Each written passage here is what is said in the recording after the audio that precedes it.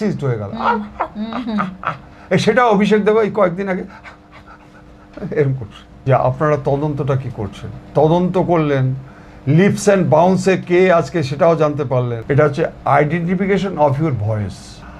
আর বড়লোক রাজনৈতিক নেতাদের যখন কেস হয় তখন সেটা কিন্তু ওই অনেকটা মুক্ত আকাশের মতো, বিহঙ্গরা ঘুরে বেড়াচ্ছে যেখানে খুশি। আজ এখানে বাংলাদেশ আপনার আমার হলে মাকড়সার জালের মতো আপনাকে সুজয় ভদ্রকে নিয়ে আজকে কত নাটক হলো এবং সুজেক করে যে আপনাকে আনকনসিয়াসনেস করে দেয়, এবং ঠিক সেই সময় আপনাকে যে প্রশ্নগুলো করে তখন you will not be able to capable control, আপনাকে কন্ট্রোল করতে পারবেন, আপনি সত্য কথাগুলো বলে দেবেন। এই ক্রিমিনাল কিন্তু ভয়েস কল আপনাকে দিতে হবে, কারণ এত আধুনিক প্রযুক্তি বেরিয়ে গেছে, যেটা ওই কাকু যেটা চেষ্টা করেছিল তা ওকে শিখিয়ে দিয়েছে যে তুমি ভয়েসটা দেবে না। তার যেমন এসছে ভয়েস কলে সব এসে গেছে, এবং সমস্ত তথ্য পাওয়ার পরে কিন্তু অভিষেক বন্দ্যোপাধ্যায়ের বিরুদ্ধে কিছু করতে পারছে না, যেটা কোটি টাকার প্রশ্ন করে যখন উত্তর দিতে পারে না। সেটা হচ্ছে কি যে এটা হচ্ছে identification of your voice to prove the proof যে whether this voice is yours or not. কারণ আপনারা জানেন ফাংশনে অনেককে দেখেন অমিতাভ বচ্চনের গলার নড় করে আপনি ক্যারিকেচার করছেন, অতএব এটা যে তার ভয়েস, আজকে 4 তারিখের পরে ডিজি বাজবে, এই যে তার ভয়েস, এটা প্রমাণের জন্য কিন্তু ভয়েসটা দরকার। আরেকটা যেটা দরকার, এই ভয়েসটা যদি আজকে অভিষেক বন্দ্যোপাধ্যায় এসে যায়, পরবর্তীকালে যে ভয়েস কল নিয়ে নানা রকম কেসগুলো হচ্ছে ওখানে কিন্তু সে জড়িয়ে যাওয়ার সম্ভাবনা আছে, এবং তার শাস্তিও কিন্তু অবধারিত। কিন্তু ভাই আপনি বলবেন হচ্ছে না কেন, সত্যিই তাই। আর বড়লোক রাজনৈতিক নেতাদের যখন কেস হয় তখন সেটা কিন্তু ওই অনেকটা মুক্ত আকাশের মতো, বিহঙ্গরা ঘুরে বেড়াচ্ছে যেখানে খুশি। আজ এখানে বাংলাদেশ আপনার আমার হলে মাকড়সার জালের মতো আপনাকে আটকে দিচ্ছে। অতএব আপনারা মনে কিছু করবেন না। আমি জানি না যে দীর্ঘদিন ধরে আমরা দেখতে পাচ্ছি অভিষেক বন্দ্যোপাধ্যায়ের বিরুদ্ধে অনেক কিছু হচ্ছে, কিন্তু রাস্তাঘাটে আর আজকে হাঁটতে পারি না যে স্যার আপনারা বড় বড় কথা বলবেন না, খালি আমরা দেখছি, হাইকোর্টের নির্দেশ দিচ্ছে দেখছি, কিন্তু কিচ্ছু হচ্ছে না। আগামী দিনে কতটা হবে আপনারাও জানতে পারবেন, আমরাও জানতে পারবো। একদম, যে আমরা কালীঘাটের কাকুকে প্রত্যেকেই চিনি, সুজয় কৃষ্ণ ভদ্র, সেই কালীঘাটের কাকুর ভয়েস স্যাম্পল যে টেস্ট হয়েছিল সেটাও অনেকগুলো বিলম্বের পরে বাধা পেরিয়ে হয়েছিল, এবং পরবর্তীকালে যেটা এইবারে ইলেকশনের আগে অভিষেক বন্দ্যোপাধ্যায় যে বক্তব্যগুলো দিয়েছিলেন ডিজে মামলার ক্ষেত্রে, তার পরিপ্রেক্ষিতে শেষ দিন পর্যন্ত হাইকোর্ট বলে দিয়েছেন যে আপনাকে ভয়েস টেস্ট করতেই হবে। তো সম্ভবত 2-1 দিনের মধ্যেই তার ভয়েস টেস্ট হবে। আমাদের প্রশ্ন হচ্ছে স্যার, যে ওই সময়কার একটা চার্জশিট যদি আমরা স্মরণ করি শিক্ষা দুর্নীতি মামলায়, সেখানে জনৈক অভিষেক বলে উল্লেখ রয়েছে, তাহলে এবং তার পাশাপাশি কালীঘাটের কাকুর সেই একটা বিখ্যাত উক্তি যে আমার সাহেবকে কেউ ধরতে পারবেন না, তাহলে এই যে বিষয়টা আমার সাহেবকে কেউ ধরতে পারবেন না এবং জনৈক অভিষেক বন্দ্যোপাধ্যায়ের যে ভয়েস, তার মাধ্যমে কি সব ব্যাপারটা কানেক্ট হয়ে যেতে পারে? আপনার কি মনে হয়? সোজা একটা উত্তর দিয়ে, পয়সা খেয়ে করেছে।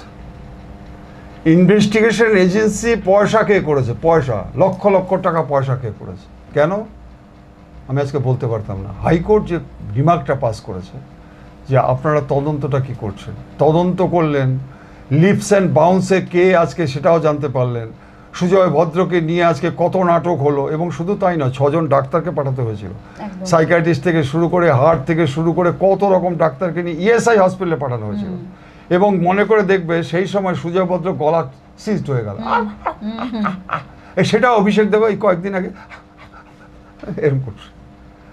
এক স্কুলের এক কলেজের সব ছাত্র। এখন একটা কথা বলে রাখতে হবে দর্শকবৃন্দ, আপনাদের একটু বলি, এই যে আরজিকর ইস্যুতে দেখবেন যে মেইন ক্রিমিনাল, আমি বলছি ক্রিমিনাল, সন্দীপ ঘোষ, ওই তো ক্রিমিনাল। দেখবেন ও তো doctor, principal of RG Kar hospital, ওকে দেখবেন নার্কো অ্যানালাইসিস যখন করতে বলে রিফিউজ করেছে।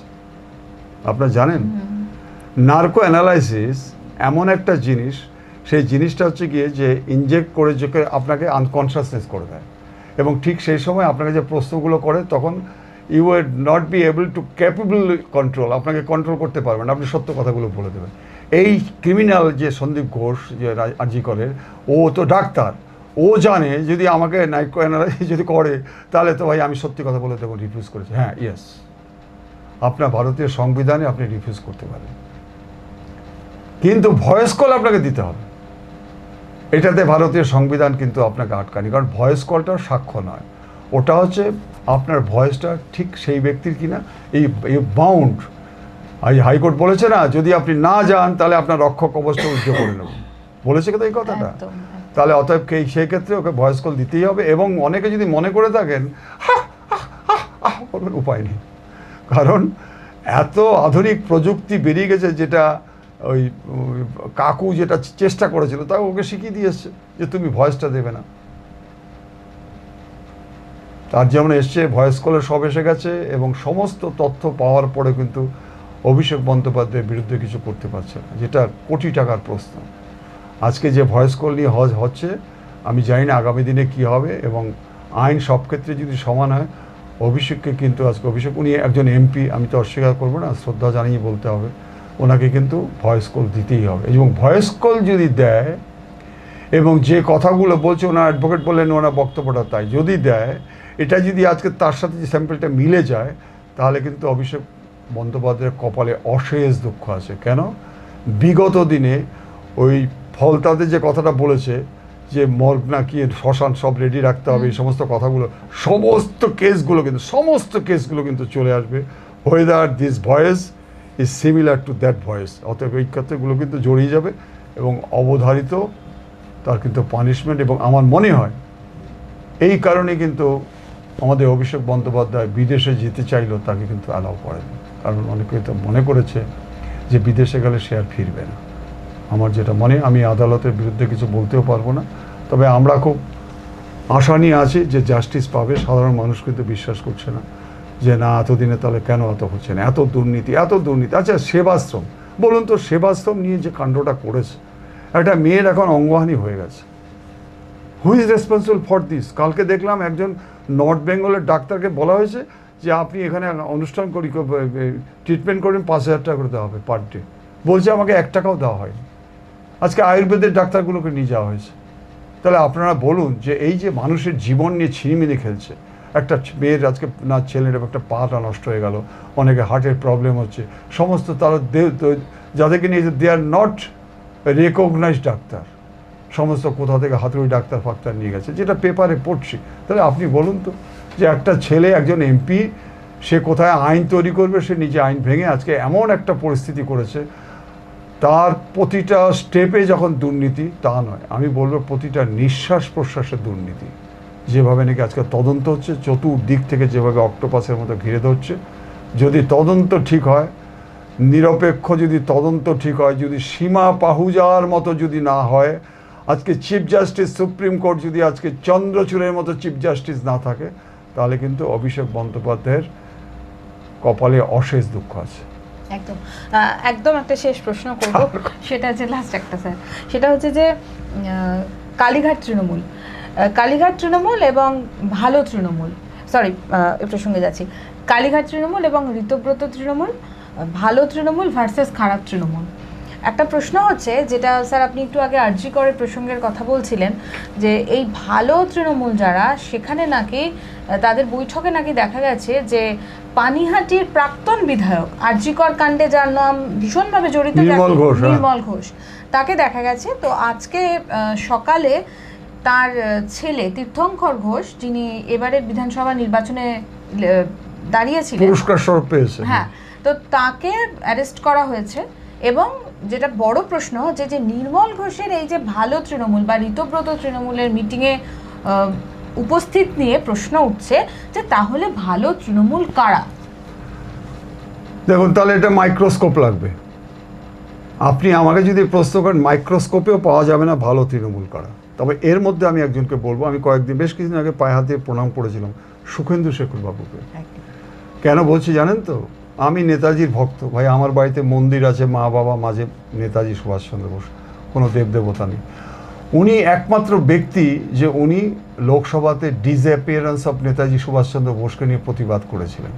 সেই থেকে আমি ওনাকে খুব রেসপেক্ট করি। আর ওনাকে অভয়ার মৃত্যুর উপরে কটা প্রশ্ন করেছিল, যে পুলিশ কেন প্রম্পট অ্যাকশন নিল, তার জন্য ওনার বিরুদ্ধে যা সিরিয়াস অ্যাকশন নিয়েছিল আমাদের এক্স মুখ্যমন্ত্রী, আমি বলছি মাননীয় মমতা বন্দ্যোপাধ্যায়, শুধু তাই করেনি, এরকম একটা বয়স্ক মানুষকে, একজন রাজ্যসভার মেম্বার না এমপি বোধহয় ছিলেন উনি, তার বিরুদ্ধে কেস করে দিয়েছে এবং লালবাজার থেকে সমন গেছে ইউ আর টু অ্যাপিয়ার। উনি অ্যাপ্রিহেন্ড করেছিলেন লালবাজারে গেলে আমাকে অ্যারেস্ট করে দেবে। কাকে? রাজ্যসভার মেম্বারকে। Finding no other alternate, high court থেকে আজকে রক্ষা কবচ পেতে হয়েছে। সেই মানুষটা গেছে, আমি মনে করে থাকি যে একদম ঠিক করেছে এইখান থেকে সরে গিয়ে, কিন্তু কোথায় গেল? আজকে আপনারা বলছেন যে এরা হচ্ছে গিয়ে বিদ্রোহী, কখনো না, এদের ম্যাক্সিমাম হচ্ছে স্বার্থপর এবং এদের মধ্যে অনেককে চিনি কোটি কোটি টাকার মালিক, কোটি কোটি টাকার মালিক, এবং সেই টাকাগুলো সমস্ত আপনার আমার জনগণের টাকা। অতএব আমি মনে করে থাকি, গতকালকে দেখুন আমাদের এই যে কতগুলো আইন আছে, দলত্যাগী আইন যেগুলো আছে, 2/3 যদি হয়, সব নিয়ম আছে, আমরা বম্বে মহারাষ্ট্র দেখেছি, নানা রকম দেখেছি, কিন্তু নৈতিক চরিত্র আজকে অনেকে চলে যাচ্ছে। আচ্ছা বলুন তো মিস্টার মিসেস শশী পাজা কোথায় গেল? খুঁজে পাচ্ছি না তো, আপনি আমাকে বলুন শশী পাজা কথা। এর মধ্যে আরেকজন ভালো আছে, শোভনদেব চট্টোপাধ্যায়, নিশ্চয়ই আমি মনে করি ভালো মানুষ। ভালো মানুষ কি নেই? নেই, কিন্তু এই যারা এখন ঝাঁপিয়ে পড়েছে তাদের মধ্যে অনেকেই কিন্তু আপনারা বিদ্রোহী বলবেন না, সুবিধাভোগী, এবং তারা কিন্তু এই যে আজকে অনেকে বলছে যে বিজেপি কেন নিল, এটা বৃহৎ স্বার্থে হয়তো নিয়েছে, যে রাজ্যসভায় যে সমস্ত বিলগুলো আটকে আছে এদের সাপোর্ট পেয়ে রাজ্যসভার বিলগুলো, যেমন সিএ এগুলো থেকে শুরু করে সবগুলো পাস করিয়ে নেবে, এবং তার পরবর্তীকালে কি হবে আমি আশা করি, সাধারণ মানুষের মনের কথাটা একটু বলি, যে বিল পাস করা, কিন্তু তারা যে অপরাধে দুষ্ট তাদের বিরুদ্ধে যেন কেসগুলো হয়, অ্যাকশনগুলো হয়, কারণ কোটি কোটি টাকা, শত শত কোটি কোটি টাকা, আপনারা দেখবেন বাজারে যান, যে ইলিশ মাছ দেখবেন 1200 টাকা সে কিনে নিচ্ছে, আর আমি হাঁ করে তাকিয়ে আছে, কারা কিনে নিচ্ছে? এই দেখুন এরা। অতএব আমার মনে হচ্ছে, আমি আপনাদের আবার বলি, যারা গেছে বিদ্রোহী বলবেন না, এরা কখনো বিদ্রোহী, ম্যাক্সিমাম হচ্ছে সুবিধাভোগী, এবং তারা ওইখানে গেছে টু সেভ দেয়ার স্কিন, তাদের স্কিনটা যাতে বাঁচে সেই জন্য আজকে ওখানে গেছে। এটা নিয়ে সমালোচনা হচ্ছে, চতুর্দিকে সমালোচনা হচ্ছে, এই কি কোন বিজেপি সরকার এলো, আগে তো কথা চলে নেওয়া হবে না, তারা আবার গেছে কেন? সেটা যারা নিয়েছে তারা বুঝুক। আমার মনে হচ্ছে একটা বৃহৎ স্বার্থে নেওয়া হয়েছে, যে বিলগুলো যাতে পাস হয়, পরবর্তীকালে কী অ্যাকশন হয় সেটা আপনারাও দেখতে পাবেন, আমরাও দেখতে পাবো। কিন্তু স্যার, সাধারণ মানুষ তাদের একটাই প্রশ্ন, যে তৃণমূলের অপশাসনকে শেষ করতে তারা এই ক্ষমতার পরিবর্তনের দিকে ঝুঁকেছিলেন বা বিজেপি সরকারকে ক্ষমতায় নিয়ে এসেছিলেন, সেখানে এই ধরনের ভালো তৃণমূলরা যখন এইভাবে তারা পার্টিসিপেট করছে এবং তারা যদি বিজেপির সাথে এক হয়ে যায়, তাহলে পশ্চিমবঙ্গের মানুষের কতটা খারাপ হবে? দেখো ভাই, আমি তোমাকে বলি, এটা সাধারণ মানুষের কথা। সত্যি আমি রাস্তাঘাটে হাঁটি, যখন টিভি চ্যানেল থেকে আসি, পরের দিন বাজারে যাই, যা তা শুনতে আসি, যা তা, যে কোন সরকারকে আমরা আনলাম, কেন তারা এর মধ্যে ঢুকছে। দেখো আজকে তৃণমূল, ভালো তৃণমূল, খারাপ তৃণমূল, তৃণমূলের যে আজকে ওই কে ফুল নেবে কে গোড়া নেবে সেটা তাদের ব্যাপার, এবং এটা কে আজকে সিম্বলটা পাবে এটা ইলেকশন কমিশন উইল ডিসাইড, এবং তার মধ্যে লোকসভা মেম্বার আছে, স্পিকার রয়েছে, আমাদের বিধানসভা স্পিকার রয়েছে, হাইকোর্ট রয়েছে, সুপ্রিম কোর্ট রয়েছে, দে উইল টেক ডিসিশন, কিন্তু মেইন দায়িত্বটা হচ্ছে election commission will take the decision কে আজকে ওই সিম্বলটা পাবে। কিন্তু প্রশ্ন হচ্ছে যে যদি আজকে এই লোকগুলোই যদি আজকে দায়িত্বে যদি থাকে, তাহলে সাধারণ মানুষ যে প্রশ্নটা করছে $1 বিলিয়ন, আজকে তো কোটি টাকার প্রশ্ন। সত্যিই তো এদের চরিত্র কি করে বদলাবে? কারণ এরা, আমি একসময় দেখেছি অনেককে, যে এরা অনেকে সিপিএমের আমল দেখতাম সাইকেল চড়ত, এদের একসময় দেখেছি একটা অ্যাম্বাসাডার কার, কিন্তু পরবর্তীকালে দেখলাম স্করপিও, আবার পরবর্তীকালে দেখলাম একটা ফরচুনার কার কিনে বেড়াচ্ছে। আরে অঞ্চল পঞ্চায়েত সদস্য, আপনি কাউন্সিলর, ফরচুনার কার নিয়ে ঘুরে বেড়াচ্ছে। আপনারা বলুন এই টাকাটা কার? এই টাকাটা তো আপনার আমার। এই নতুন সরকার যে জিনিসগুলো করেছে, কঠিন সিদ্ধান্ত নিচ্ছে যে আজকে 100 কোটি টাকার উপরে যদি কোনো ইন্ডাস্ট্রি আসে, তাহলে অঞ্চল পঞ্চায়েত থেকে শুরু করে ডিএম থেকে শুরু করে এই সমস্ত পারমিশন নেওয়ার জন্য যে টাকা খাওয়ার ব্যাপারটা, এটা বন্ধ করে দিয়েছে। এটা যদি করে থাকে খুব ভালো।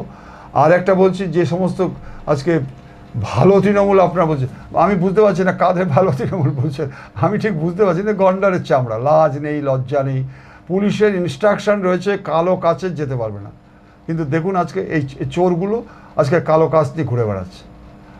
আমাদের পুলিশ কমিশনার পারতে পারে, জয়েন্ট কমিশনার পারতে পারে। এরা দেখুন আজকে কালো কাজ নিয়ে ঘুরে বেড়াচ্ছে, যেন পাবলিক দেখতে না পারে, পাবলিক দেখলে পরে এদের এখন ডিম ছড়া আরম্ভ হয়েছে। হাইকোর্ট একটা রুল দিয়েছে, কারণ মানুষ তো বিতস্তব্ধ হয়ে গেছে এদের। চোখে দেখলে পরে এক বিয়ে বাড়িতে একজন গেছে, তৃণমূলের বিয়েই বন্ধ হয়ে যাচ্ছিল। মেয়েটা বলছে যে ক্রিমিনালকে যখন আপনারা নিমন্ত্রণ করে আমি বিয়ে করবো না, আমি একে বিয়ে করবো না। এই ক্রিমিনালটা কেন ঢুকলো? এটা নারী অত্যাচারী, ঘুষখোর, মাতাল, না করবো না। তাহলে কোন জায়গাটা পৌঁছেছে আপনি আমাকে বলুন। আমার মনে হচ্ছে যে আজকে তৃণমূল থেকে এখন 70 জন গেছে কি 60 জন গেছে, সেটা বড় প্রশ্ন। এরা কখনো বিদ্রোহী হতে পারে না। এটা আমরা স্বাধীনতা সংগ্রামীদের দেখেছি, বিদ্রোহী হয়েছিল দেশ শাসন করার জন্য, দেশকে মুক্ত করার জন্য। আমার মাকে, মাতৃভূমিকে মুক্ত করার জন্য বিদ্রোহ ঘোষণা করেছিল, বন্দে মাতরম বলেছিল, ভারত মাতা কি জয় বলেছিল, জয় হিন্দ বলেছিল। তাদেরকে আমরা বলবো এরা কারা? তারা হচ্ছে fishy minded, to earn money, to save their skin. আজকে ওখানে যাচ্ছে। আমার মনে হয় যদি আজকে প্রেজেন্ট গভর্নমেন্ট যদি তাদেরকে শেল্টার দিয়ে থাকে, প্লাস যে সমস্ত অপরাধে তারা যুক্ত, সেই কেসগুলো যদি আজকে ঠিকমতো না করে তাদেরকে আজকে যদি বাঁচিয়ে দেয়, তাহলে কিন্তু এই সরকারের চরম বদনাম, এবং আগামী দিনেও কিন্তু এটা নিয়ে একটা বিরাট প্রশ্ন থাকবে। Thank you sir, thank you very much, ভালো থাকবেন, নমস্কার।